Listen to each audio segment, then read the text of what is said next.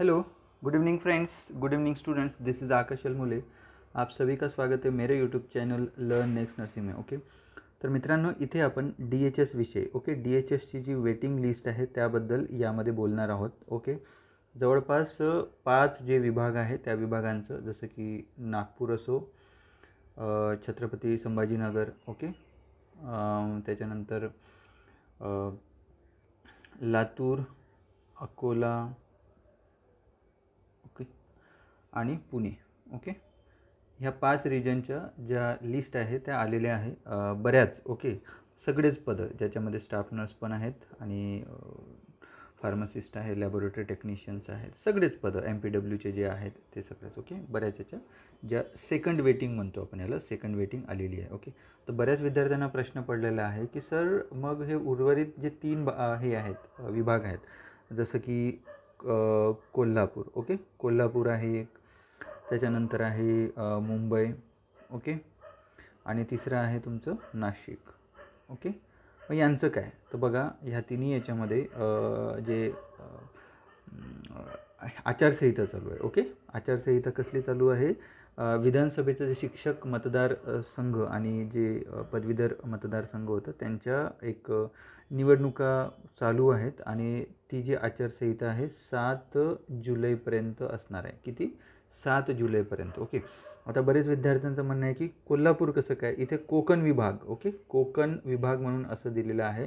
But बाळांनो कसं आहे, कोल्हापूर हा जे DHS ऑफिस आहे त्यामध्ये सिंधुदुर्ग आहे, रत्नागिरी आहे, हे सगळे पार्ट येतात। ओके, आणि हे कोकण विभागामध्ये येतात। त्यामुळं मे बी मला असं वाटतं की कोल्हापूरची जी लिस्ट आहे अजूनही आलेली नाही आहे, जे वेटिंग लिस्ट आहे। बट होप सो आपण असं धरू शकतो आहे की एक साधारणतः आपल्याला वाट बघावी लागेल एक 7 जुलैपर्यंत। ओके, 7 जुलैपर्यंत वाट बघावं लागेल असं वाटतंय। बघ स्टील आपण होप करूया की मे बी आचारसंहिता असल्यामुळे जे प्रोसेस, आता बाकीच्या विभागांची प्रोसेस चालू आहे तर यांची पण प्रोसेस होईल, म्हणजे लिस्ट येईल, वेटिंग लिस्ट, आणि याची जी DV आहे ते करून ठेवतील, फक्त ऑर्डर नाही देतील असं मला वाटतं।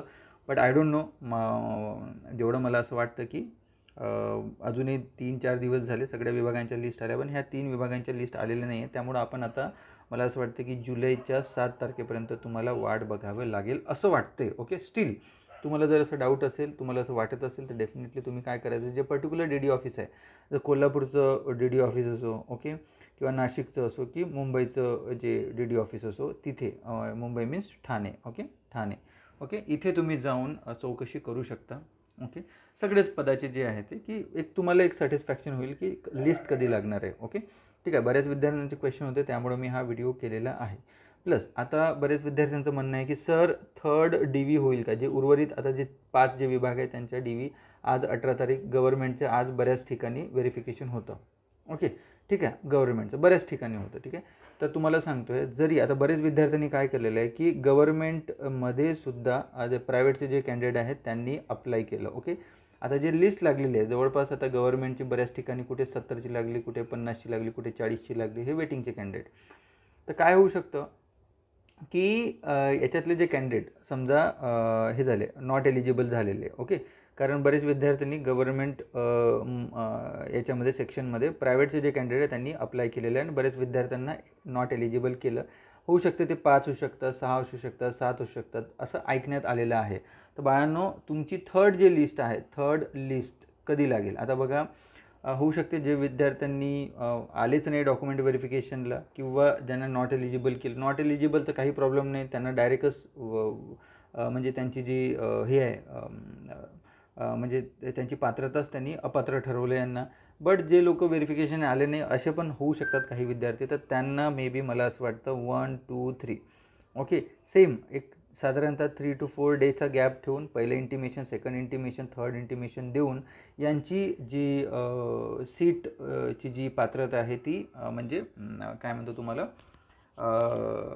यांना पण 3 चान्स देऊन यांची पात्रता हे कॅन्सल करतील आणि त्यानंतर जे 3rd लिस्ट तुम्ही म्हणता, ओके, कुठली 3rd लिस्ट विषयी बरेच क्वेश्चन येतात ना, की 3rd लिस्ट होऊ शकते, लिस्ट लागू शकते त्यांच्या गरजेनुसार, किंवा असं पण होऊ शकतं की तुम्हाला कॉल किंवा मेल येऊ शकतं की तुम्हाला या दिवशी व्हेरिफिकेशनला यायचं आहे।